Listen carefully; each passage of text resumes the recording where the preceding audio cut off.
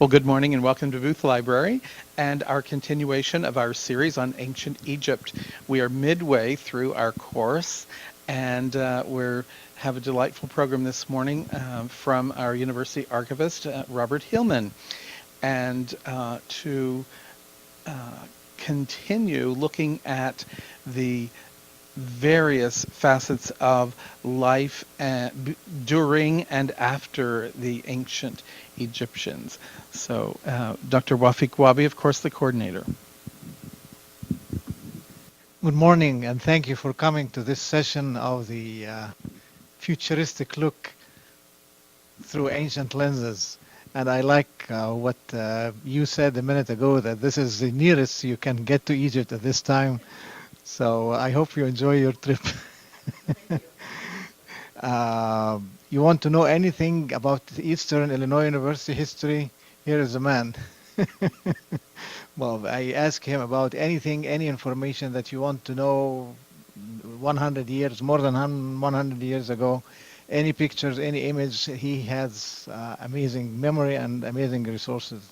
So Bob, thank you very much for accepting to present.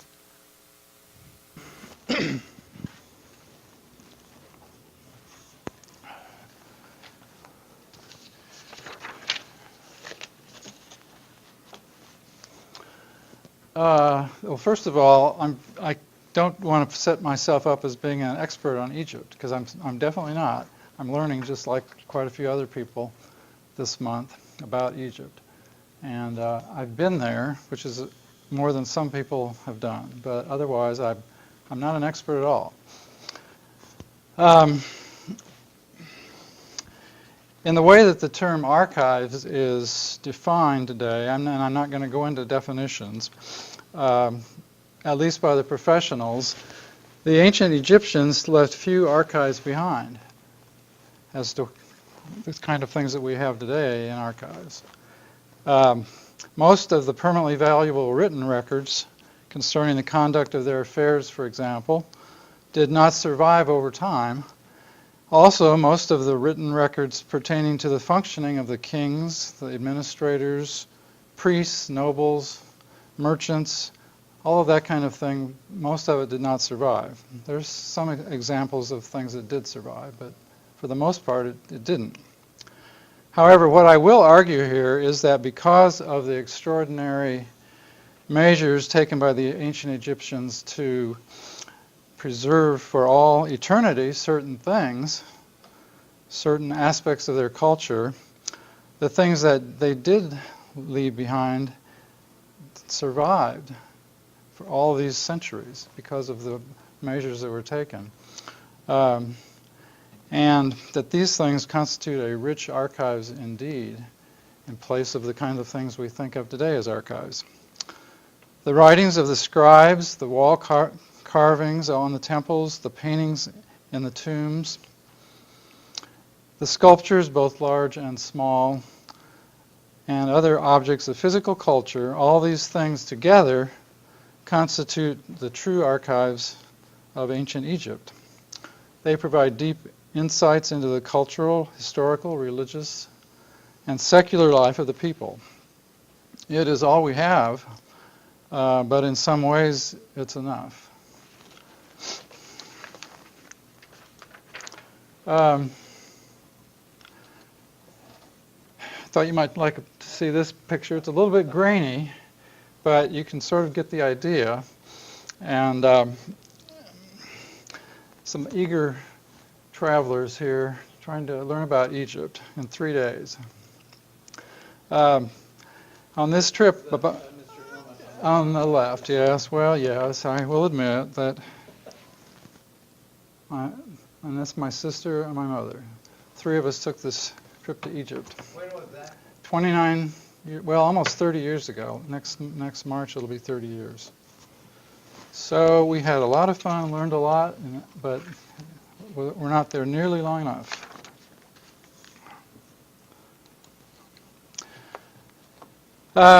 It's hard to overestimate the importance of scribes in depicting and preserving for the future the culture of ancient Egypt.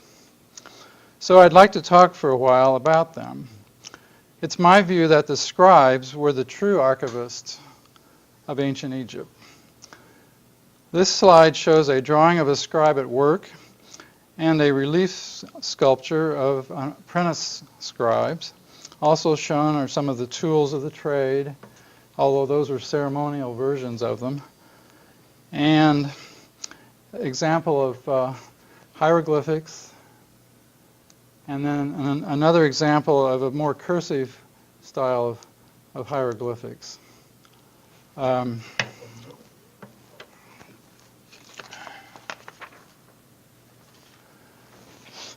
the next slide shows a sculpture that the previous drawing was no doubt made from, because it's almost identical. The sculpture was 2700 to 2100 BC, really old, and looks very modern to me.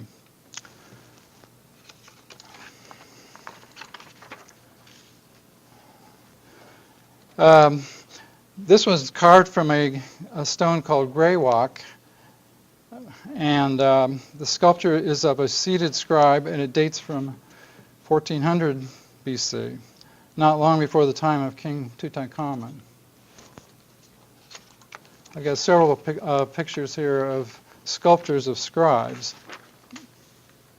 This one is made of granite. It dates from 2400 BC, during the Old Kingdom. It depicts an actual scribe, a person known as Dur-Sinj.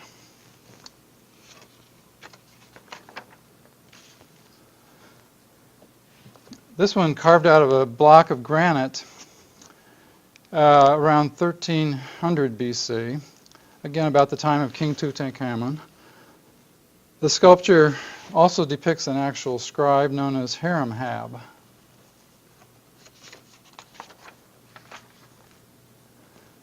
And this was carved from a stone known as schist, and it dates from about 580 BC.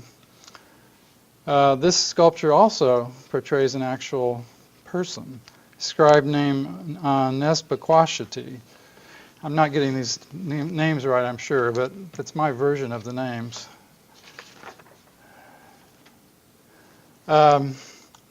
This one was carved out of wood in about 1300 BC, and this piece shows the royal scribe Amenemhotep on the left and his wife, whose name was Hathor. And around the base of it, a hymn to the god Amun-Re is inscribed at the pedestal.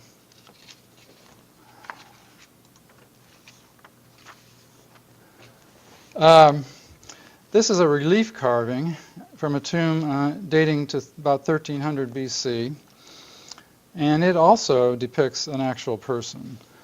And he was a royal scribe named Nahu, the brother of King Tutankhamun's treasurer. He's shown wearing the elaborate court attire of the new kingdom.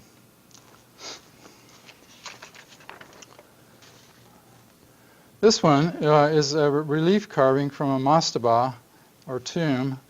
It dates from about 2500 BC. And this piece shows 3 scribes at work painting hieroglyphics on papyrus scrolls. From these images, I think you can begin to appreciate the importance of scribes in ancient Egypt. Some even became prominent enough to have their images carved in expensive stones that had to be hauled hundreds of miles, and to be buried in elaborately decorated tombs of their own. So they were very, very prominent. Some of them were very rich and very influential and held other offices other than scribe. less than 1% of the people in ancient Egypt were literate. And so these scribes were indeed among the privileged people in the country. Also, there was quite a hierarchy of scribes. And so they had apprentices and experienced scribes, master scribes, and even royal scribes. And the latter categories of people probably mostly supervised the work of others, but they came, with lots of experience to their positions. Scribes were quite often, a scribe was quite often the son of a scribe, and so from one generation to the next, they were all scribes, one after the other, over hundreds of years' time.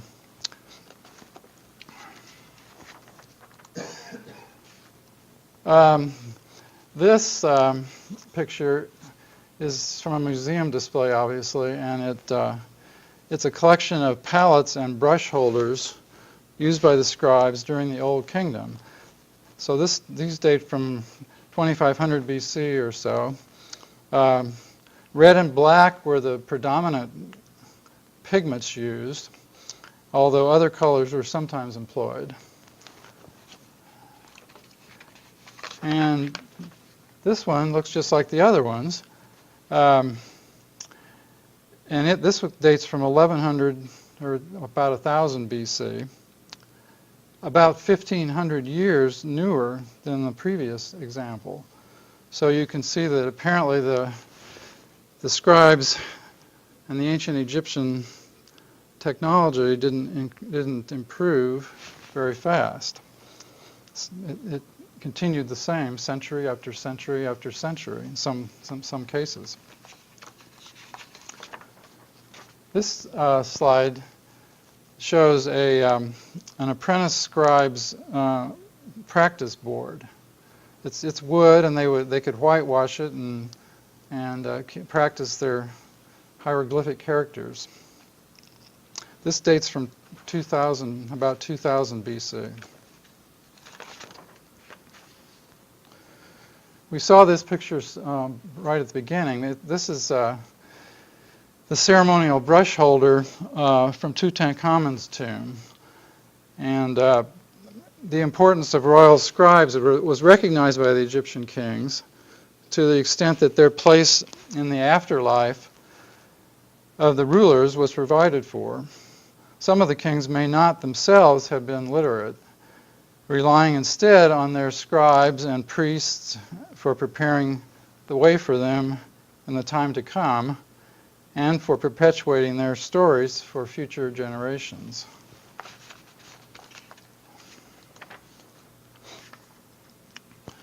This, of course, is a shot of the famous Rosetta Stone, part of it, and along with an image of the man, a French linguist, Jean-François Champollion, who was given credit for finally deciphering the Rosetta Stone. It's inscribed in 3 different languages. The stone was discovered in 1799 by Napoleon's army in the village of El Rashid, a name that was Europeanized as Rosetta. Many ancient structures were later desecrated, and so this was one of the stones that had been part of another building at some point, and it was found centuries later in this small village. The Rosetta Stone provided scholars with the essential clues for interpreting hieroglyphic script, and thus helped bring the story of ancient Egypt to life. Here's the actual Rosetta Stone, and it's in the British Museum, as we learned earlier in one of the other presentations. It's made of granite, and it measures about 2 feet by 4 feet, roughly.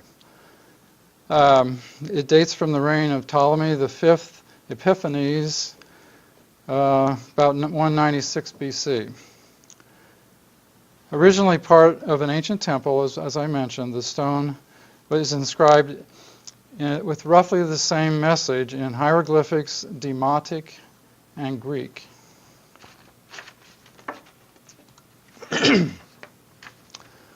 Okay, now I'm going to talk for a while about papyrus and a few other things related to that, but before I do, I've got some examples of papyrus here to pass around.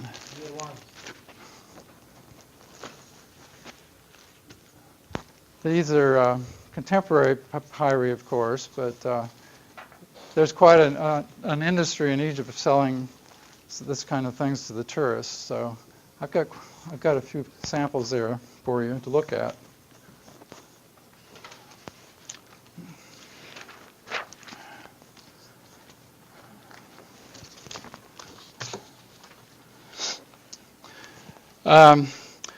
Papyrus was very integral to the lives of the Egyptian people, and it figured largely in their artwork, their sculpture, their architecture, their cultural identity, and their commerce with other civilizations. And I read somewhere that they think they might have even at one time tried to figure out how to eat it. You know, I don't think it was necessary because they had a rich granary supply in that country, but there's a thought that they tried to figure out how to cultivate it for food too. This wall painting, is from the tomb of Mena, of a hunting scene in a papyrus thicket, and it dates from about 1400 BC. This is one that was painted or done as a wall painting 1600 or 1500 BC, and it's from Amarna, and it depicts obviously ducks and a papyrus swamp, similar to the other one, less elaborate. Considered probably one of the most realistic depictions of Tutankhamun, this wood and stucco sculpture shows the head of the boy king, but what's interesting to my little discussion here is that it's perched on top of a papyrus stalk. He could have mounted it on anything, but they put it on top of a papyrus stalk. So that's another indication of how important they thought that plant was to them. This one is made principally of ivory. It's a perfume jar from the tomb of Tutankhamun, and it has papyrus-shaped handles on this side and lotus-shaped handles on the other side.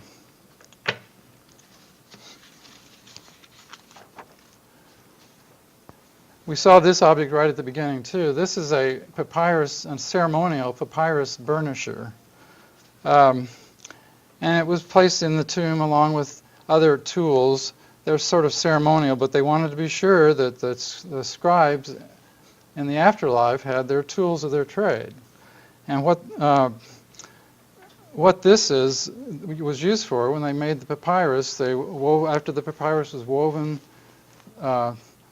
together, and they would take burnishers and real finely mesh the reeds together, and I'm not an expert on the technology of it, but apparently the papyrus I'm showing is much cruder than the version that they would have had back when they used it as paper and marketed it all over the ancient world, really.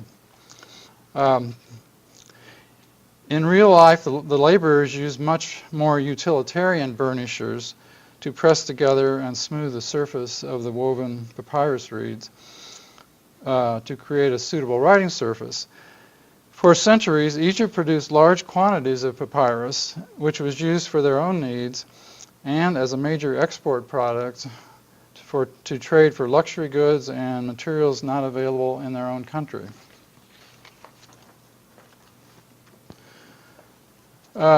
This photo shows the elaborately decorated coffin of a woman named Nessie Khonshu, the chantress of Amun-Re, she was called.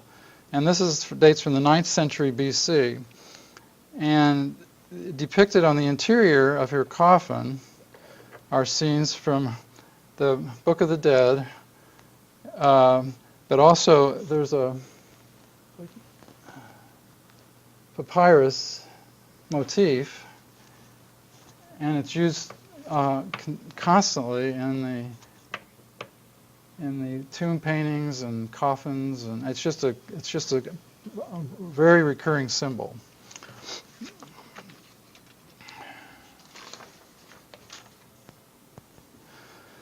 Dating from about 1040 BC, this is one of the opening scenes of the Book of the Dead of Nani, a woman in her 70s, which is pretty rare to be 70 years old, reach that age in ancient Egypt. Books of the dead were also referred to sometimes as books of coming forth by day. The papyrus scroll on which the panel was painted was found in her tomb. On the left of the scene stands Osiris, and the god of the underworld and rebirth. The deceased has placed an offering for Osiris on a small table, and stalks of papyrus separate the two images.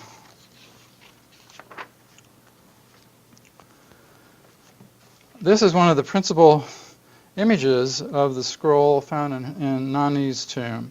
The entire scroll measures more than 17 feet long when unrolled. The scene depicted here shows the climax of the journey to the afterlife. Nani is in the Hall of Judgment, holding her mouth and eyes in her right hand. And behind her stands the goddess Isis.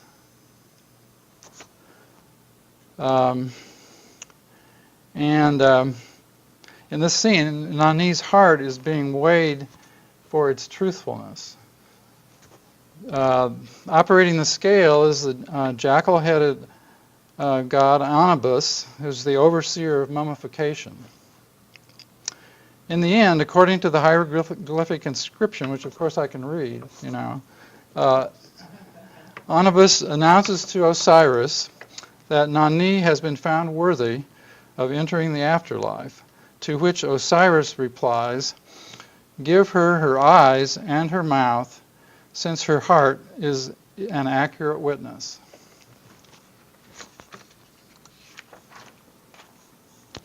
This papyrus is from the Book of the Dead of a scribe named Ani, dating from about 1200 BC.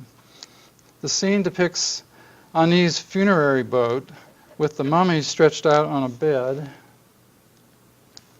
and below that the canopic vessels, jars, containing Ani's liver, lungs, stomach, and intestines. They were removed from the body and mummified along with the rest of the body, and they separated and put them in these canopic jars. The text below the scene recounts the journey that Ani is undertaking to the afterlife. Dating from about 1300 BC, this papyrus painting is from the Book of the Dead of Hunnifer. And that's the theme of my t-shirt, by the way, in case you get a chance to look at it later. In this scene, Anubis, the overseer of mummification, here, is introducing the deceased to the weighing of the heart. And here's still another version of that same scene. This is dates from about 1250 BC, and it shows how important this was sort of the climax scene of the Books of the Dead, because that's what determined whether the person was worthy or not. And probably there aren't any that weren't worthy, because they wouldn't have had the big thing made about them and buried in a big tomb and everything. So,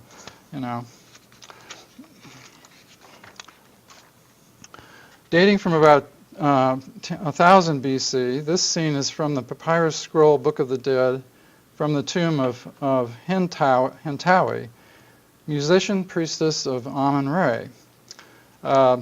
This scene shows the naked figure of Hentawi and Thoth, the god of wisdom and writing, who is represented as a baboon.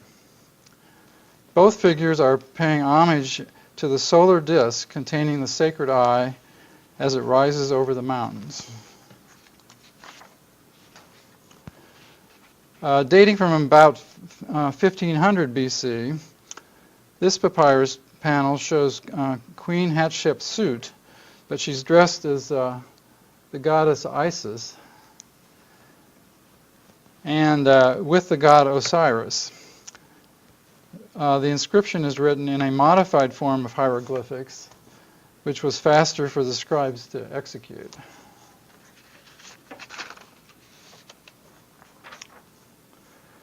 And we saw this sample last night. This papyrus sheet shows an even more cursive script known as hieratic. It's thought to be the world's oldest, this particular one is thought to be the oldest surviving surgical document, written in about 1600 BC. The text describes anatomical observations and diagnoses and treatment of a variety of medical problems.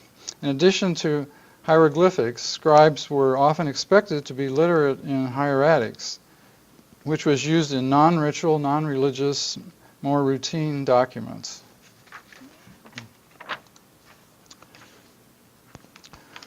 Okay, I want to turn for a moment to a discussion of the ancient Egyptian temples.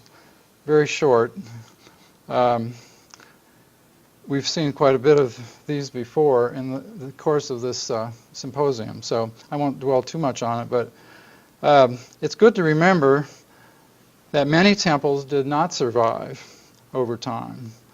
They were cannibalized for their building materials. A lot of them were.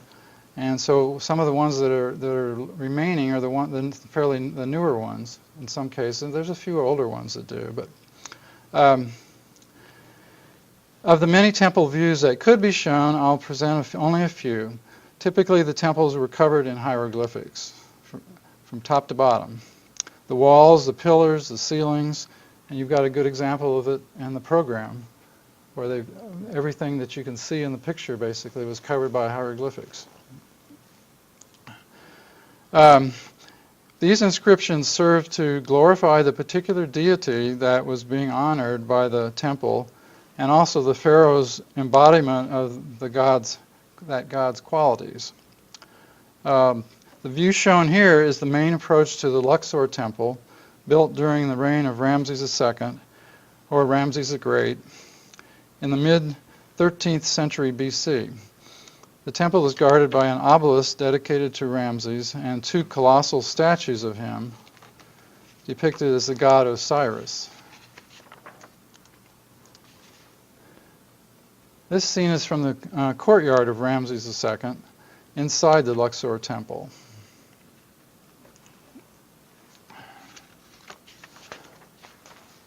And this slide shows the colossal statue of Ramses II at the entrance to the processional colonnade at the Luxor temple. Note the hieroglyphics, as I mentioned, some of which has fallen off around the base and the throne.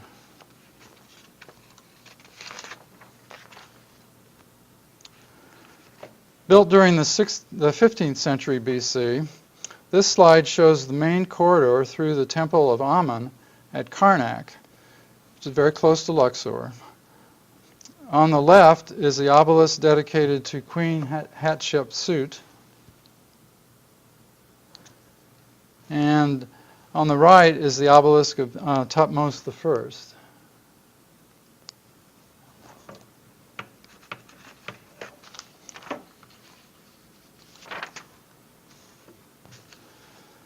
This slide shows the rock-cut temples of Ramses II on the left and Queen Nefertari on the right.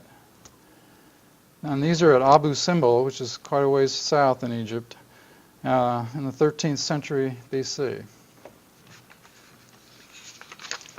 And this is a close-up of one of the features in this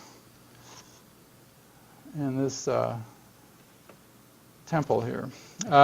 This photo is of the colossal statue at the temple of Hathor Nefertari's temple.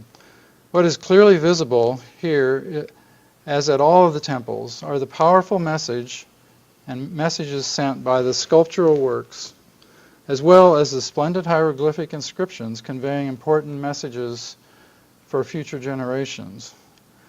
It was the royal scribes who wrote these messages on the temples and supervised the artisans who carved them in stone. Thus, the scribes were, in a sense, archivists, as well as artists and craftsmen.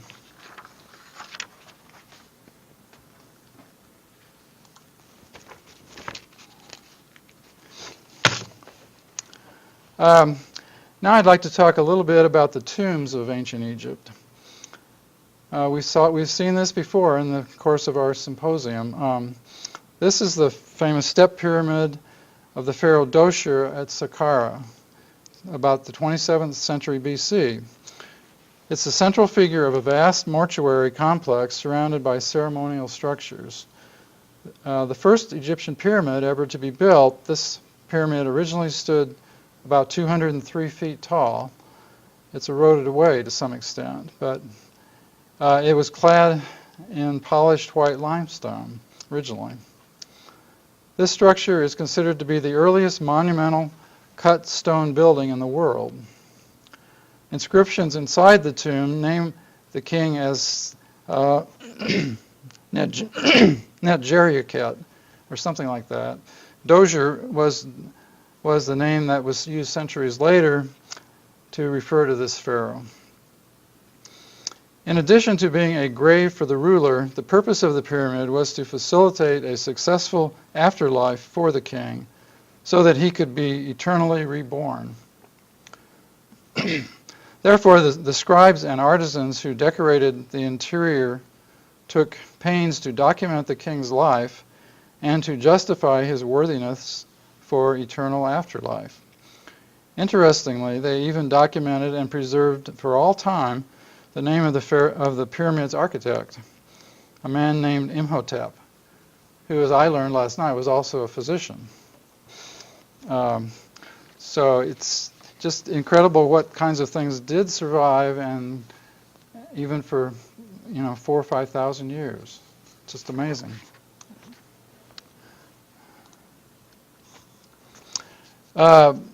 Within walking distance of the step pyramid of Saqqara is the pyramid of Unas, who reigned during the 5th dynasty in the 24th century BC. This photo shows the excavated causeway leading up to the pyramid, as well as the pyramid itself, which has deteriorated far more than the older one, the step pyramid. This photo, which was taken inside of the pyramid of Unas, has walls that are almost completely covered in hieroglyphics and relief carvings. Like the step pyramid, the inscriptions here were designed to perpetuate the life of the king and to ensure his safe entry into an eternal afterlife. Clearly, the scribes were busy even at this early period, and they were largely successful in their endeavor to immortalize their king. In modern times, when the burial chamber was finally entered, about 1881, very little remained of the contents. The grave robbers had long ago gotten there first. But the all-important inscriptions had survived as the archives.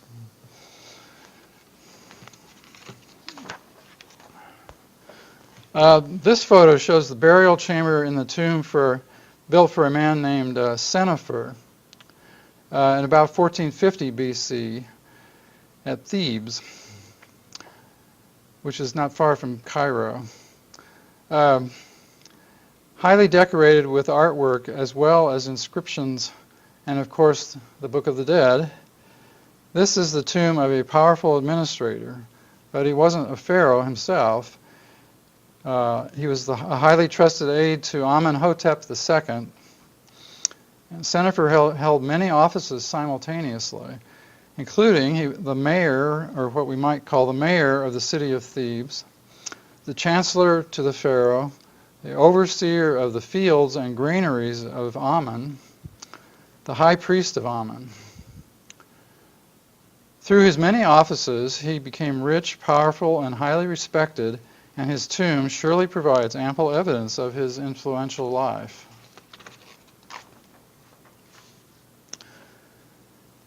This is a view of the Valley of the Kings and Queens, which is located across the Nile from Luxor. And there's a lot of other views that could be taken from further away that maybe gives them more of an idea of what the mountains were like there, but this is one I chose. Dating from about 1300 BC, this scene is from the tomb of Ramses I. He was the founder of the 19th dynasty and the grandfather of the powerful Ramses II. This scene shows the pharaoh flanked by Horus, god of the sky, and Anubis, god of mummification. The tomb is located in the Valley of the Kings.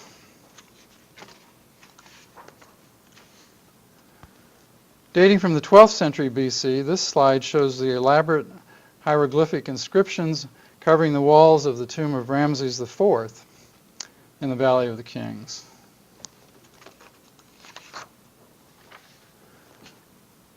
This one shows wall paintings from the tomb of Ramses VI, dating from the 12th century BC.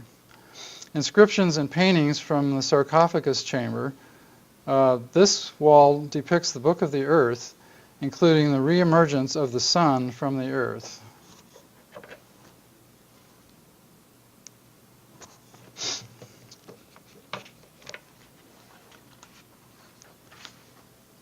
This photo is the modern-day entrance to the tomb of King Tutankhamun, who reigned for a brief time in the mid-14th century BC. At the time of my visit here, some 30 years ago, throngs of tourists were still allowed inside of the tomb. I think they have more restricted entrance now. And of course, this is the iconic mask of Tutankhamun, which covered the mummy, and this is sort of like one of the main symbols of Egypt, really. It's used throughout for all kinds of decorative motifs, and I've seen it in person 2 or 3 times in exhibits, and I saw it in the museum in Cairo. It's made of solid gold, inlaid with bands of lapis lazuli, carnelian, quartz, obsidian, turquoise, and colored glass. And in a way, even though it's an object, it's an archival piece because it tells so much about ancient Egypt, as do some of these other pieces I'll be showing you. This is a photo of the elaborate pendant found on the mummy of King Tutankhamun, displaying the so-called Eye of Horus, which was often used as a protective amulet. King Tutankhamun's ceremonial scepter, made of sheet gold beaten on a wooden core. This shaft is in the form of a papyrus flower and stem, and it's embellished at each end with a feather design in cloisonné work inlaid with carnelian, turquoise, lapis lazuli, feldspar, faience, and glass. The inscription reads in part, and I don't know how they could get all of this in that inscription, but the good God, the beloved, dazzling of face like Aten when it shines, the son of Amun, living forever.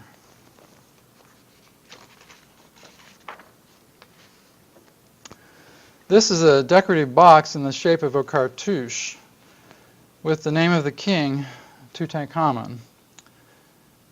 Hieroglyphic inscriptions in this form were usually reserved for the king, although occasionally the names of other people of high rank were depicted in cartouches. Of course, today, anybody can get a cartouche. It's a main tourist draw And the companies send representatives on to the tour bus, and the first day you're there and you decide whether you're going to order a cartouche, and if you do, a couple days later they come back with your finished cartouche of your name. This one's my mother's, actually.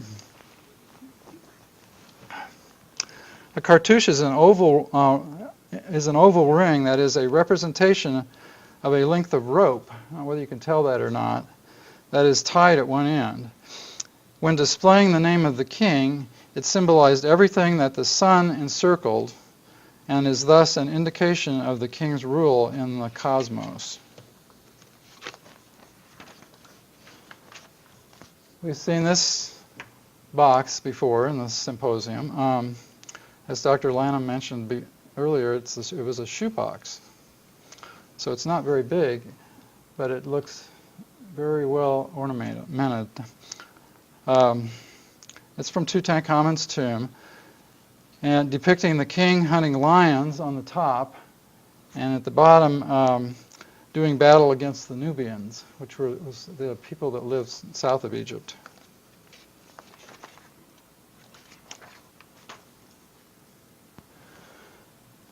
I'm going to show you a series of slides, and each one's going to be like what was inside of the one before.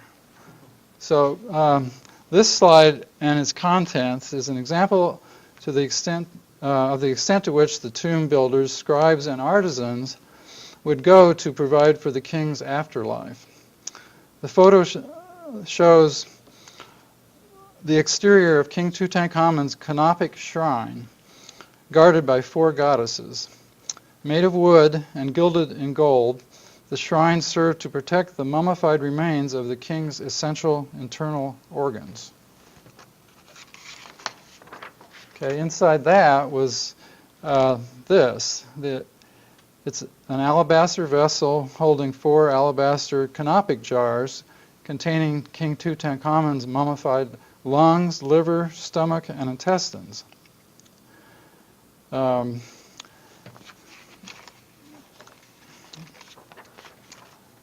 And then inside of those jars, King Tutankhamun's internal organs were not placed directly into the alabaster jars, however, but within 4 small coffins of solid gold inlaid with colored glass and carnelian.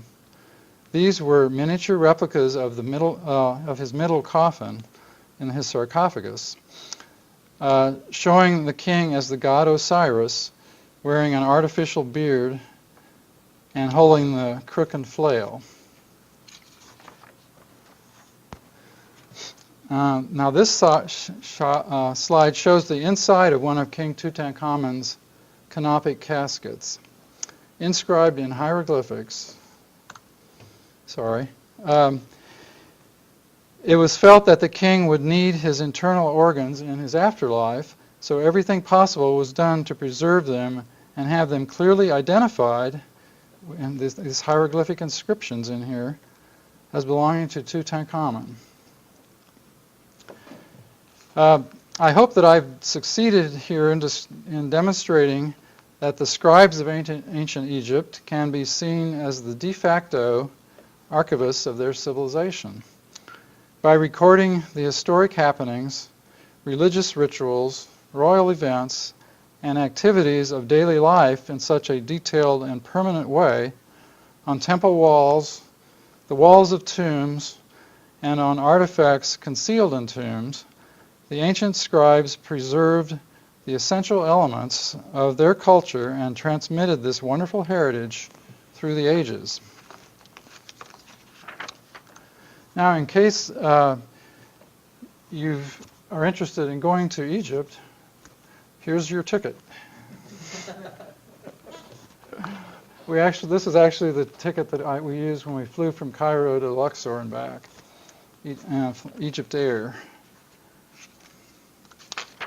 And this is a banknote that I brought back with me. You can see all the motifs that are used in it still today, and they really revere their past in Egypt, and you can tell that they do. Your camel is waiting.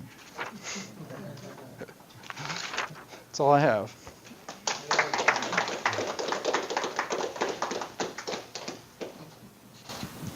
Thank you all very much. Appreciate it. Any questions? Can you do this archivic or presentation more interesting, I wonder? Any questions or comments?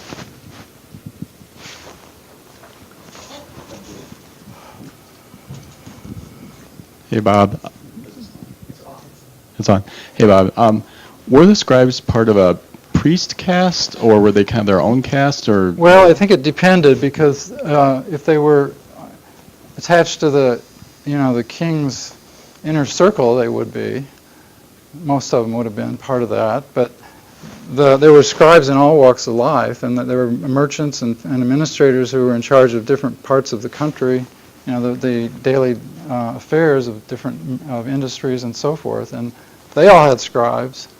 So I think the answer is that most of them were not, but then some were, and the ones that succeeded in preserving their work were, because the work of the other scribes didn't survive. Most of the papyrus deteriorated, and some things got flooded and destroyed that way, and So I think the answer is twofold. Thank you. Yes, please. Most of the scribes was rowed up and down, is that right? Or they could be rowed across? Or? Well, I think, I'm not an expert in this at all, but I think that it was mostly up and down, although I have seen, I have seen it the other way, so. I think they did it both ways. Mm-hmm. Mm-hmm. But question regarding the scribes that we have seen, they use pencil or reed or something? They used, when they were writing on papyrus, they used it was sort of like a little reed that had a slanted end, and one account said that they would suck on it to make it sort of flexible, so that the pigment would adhere to it, and be flexible enough that they could draw with it. Like a felt pen. Well, yeah, in a sense, yeah. It wasn't a brush like we know today with bristles and things like that Obviously, artists they use. used very high quality or good quality ink. They did, yeah, obviously. It stayed. It's amazing. Don't yeah. want it to be on your shirt or something. Yeah. Back to the archiving process. Is there anything in your research that says they did it simultaneously as the events are going on, or it's kind of aftermath? I don't really know that for sure, but because of the time it took to do it, I would think most of it would have been after the event, because it wasn't something they could just scribble out if they were doing hieroglyphics. Any indication on the reeds, quote unquote, they used to cut in stone? I mean, the metal or chisels, or I don't really know for sure how they did that. I mean, we've had some talk about it in one of the other sessions it's amazing how went to, accurate the I lines know. are. I mean, Yeah, and they survived all these centuries, so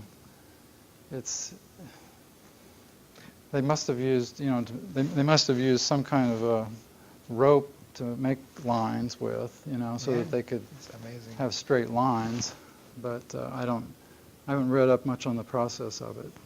Question personal. What is the fascination with this and the cartouche that you wrote the other day?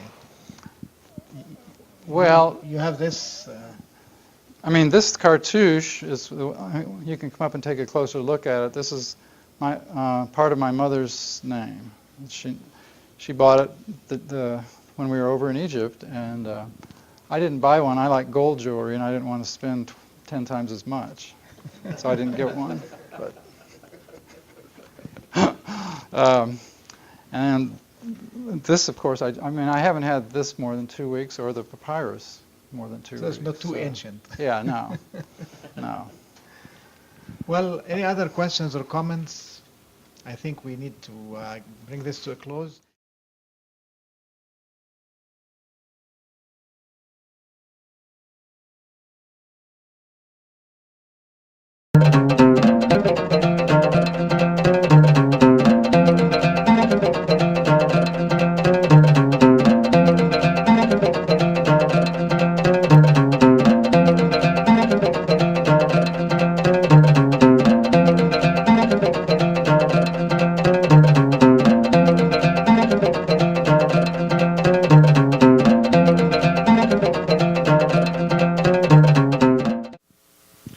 Well, good morning and welcome to Booth Library and our continuation of our series on ancient Egypt.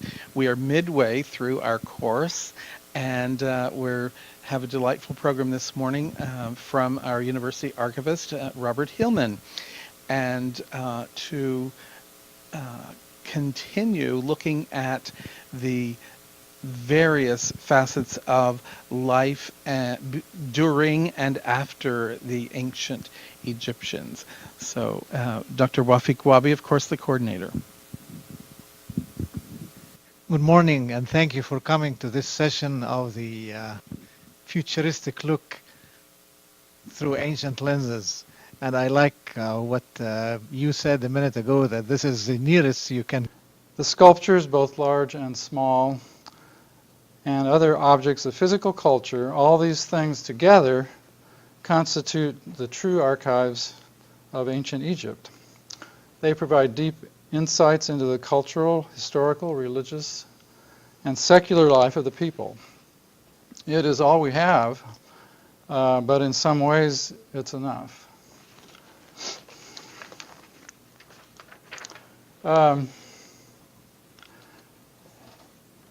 you might like to see this picture. It's a little bit grainy, but you can sort of get the idea.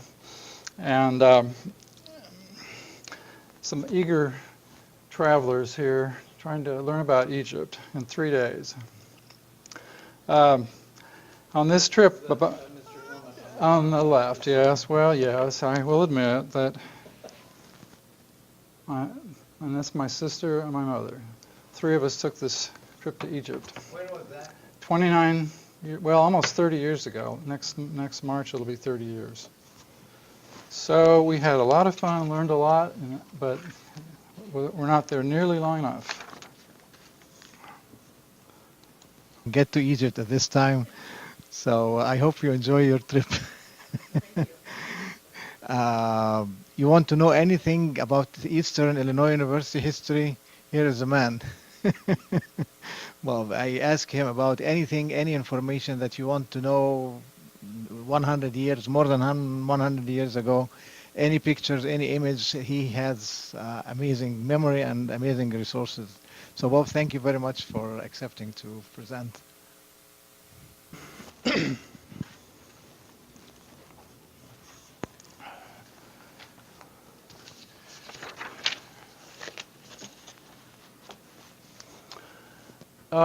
Well, first of all, I don't want to set myself up as being an expert on Egypt, because I'm definitely not. I'm learning, just like quite a few other people this month, about Egypt. And I've been there, which is more than some people have done, but otherwise I'm not an expert at all. In the way that the term archives is defined today, and I'm not going to go into definitions, at least by the professionals, the ancient Egyptians, it's hard to overestimate the importance of scribes in depicting and preserving for the future the culture of ancient Egypt. So I'd like to talk for a while about them. It's my view that the scribes were the true archivists of ancient Egypt. This slide shows a drawing of a scribe at work and a relief sculpture of apprentice scribes. Also shown are some of the tools of the trade, although those were ceremonial versions of them.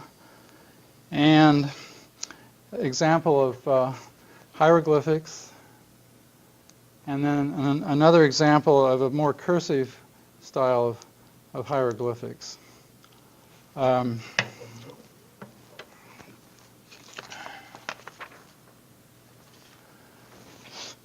And the next slide shows a sculpture that the previous drawing was no doubt made from, because it's almost identical. The sculpture was 2700 to 2100 BC, really old, and looks very modern to me.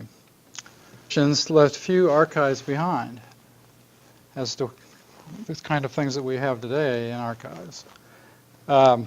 Most of the permanently valuable written records concerning the conduct of their affairs, for example, did not survive over time.